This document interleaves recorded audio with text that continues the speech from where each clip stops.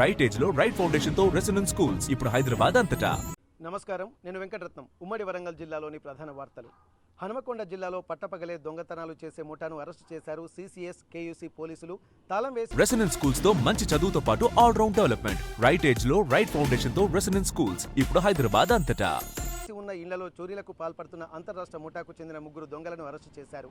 నిందితుల నుంచి సుమారు 16 లక్షల విలువ గల 150 గ్రాముల బంగారాన్ని స్వాధీనం చేసుకున్నారు. నిందితులను పట్టుకోవడంలో ప్రతిభ కనబర్చిన పోలీసులను వరంగల్ సిపి అభినందించారు. ములుగు జిల్లా తాడ్వాయి మండలం మేడారంలో నేడు గుడిమెలిగే పండుగను ఘనంగా నిర్వహించారు. మహాజాతరకు 2 వారాల ముందు జరుపుకునే ఈ కార్యక్రమాన్ని గుడిమెలిగే పండుగగా పిలుచుకుంటారు.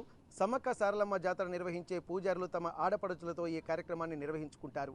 సమ్మక్క పూజా మందిరంలోకి వనం నుండి పుట్టమన్నును తీసుకొచ్చి అలికి ముగ్గులతో అలంకరించడమే గుడిమెలిగే కార్యక్రమంలోని ముఖ్య ఘట్టం.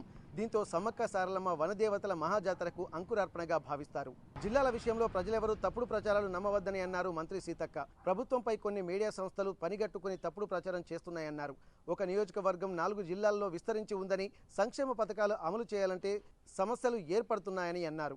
శాస్త్రీయంగా ఒక రిటైర్డ్ జడ్జితో ఇలాంటి సమస్యలు సరిచేయడానికి ముఖ్యమంత్రి కమిటీ వేశారని అన్నారు.